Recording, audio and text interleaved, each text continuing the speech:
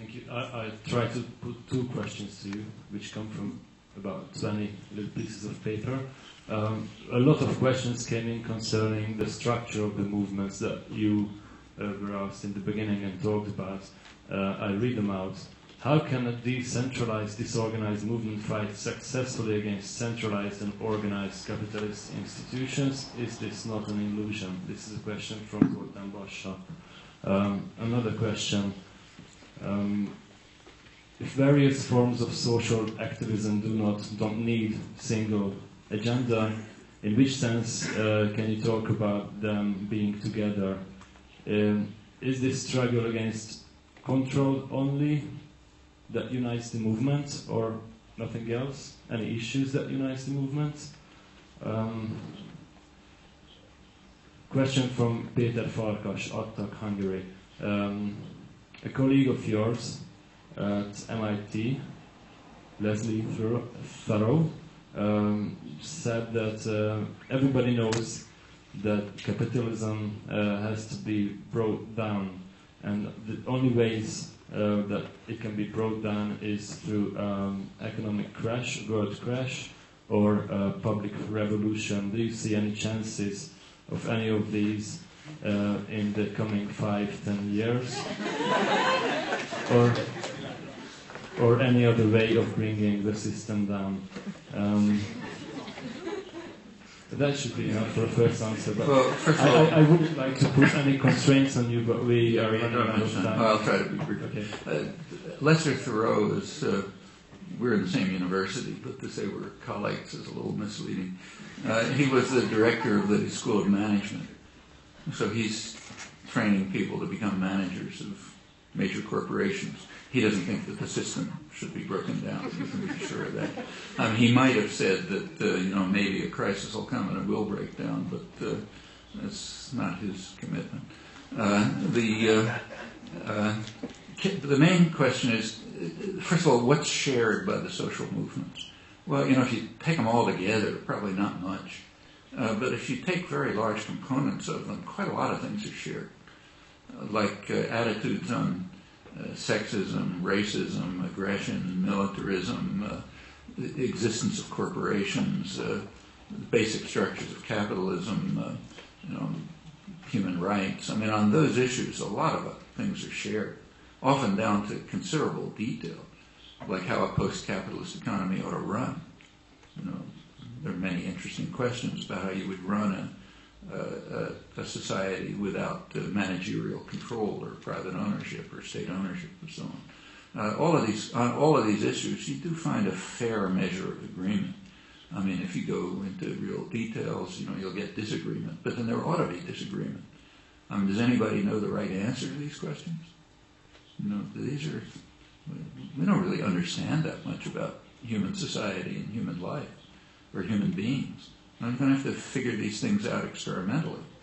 So it's right to have general guiding sort of visions, some idea where you're trying to go, but to be exploratory and experimental in how you get there. Those are things that have to be discovered. So I don't really see that as a weakness. In fact, if you look at the history of what's called the ideological left, say the Marxist movements, they never had anything to say about a future society.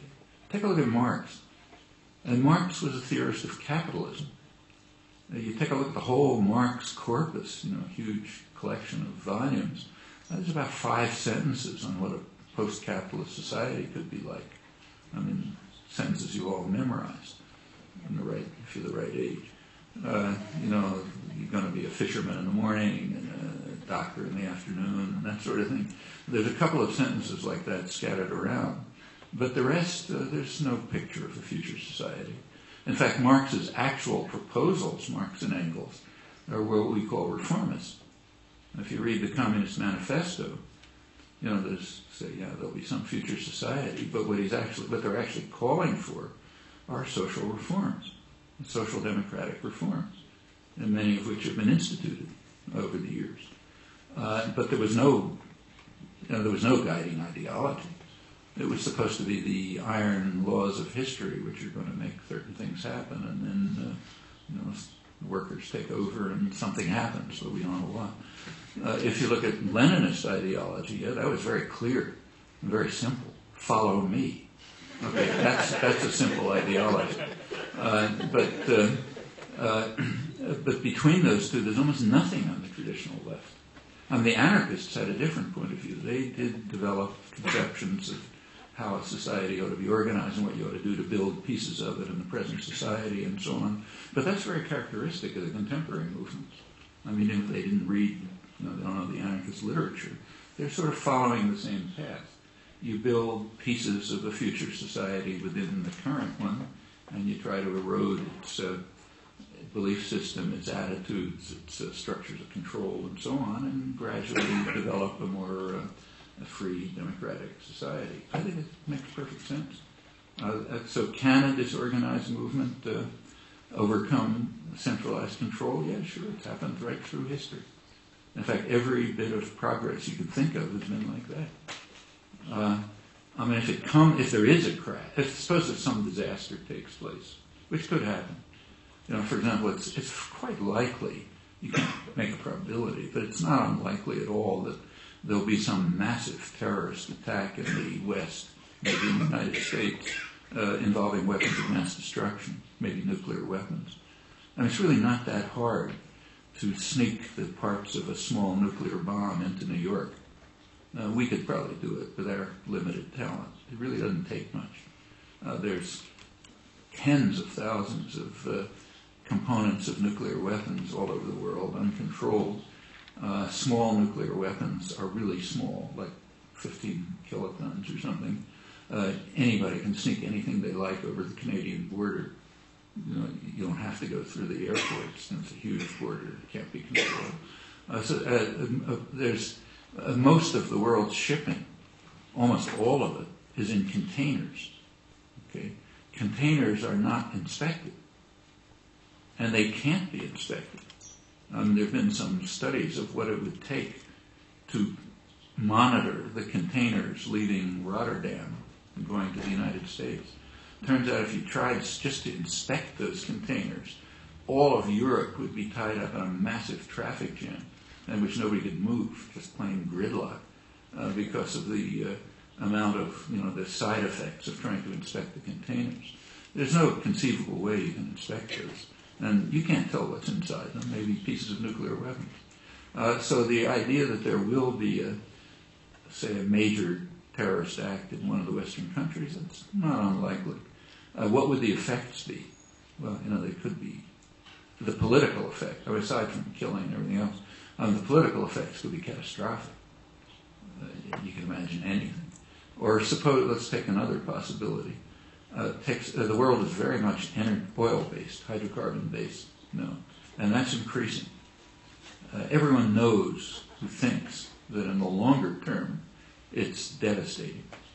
Probably destroy the environment. But this shorter-term problem, it's going to run out. You don't know exactly when, but nobody doubts that it's a finite resource, and at some point it'll just become too expensive to extract.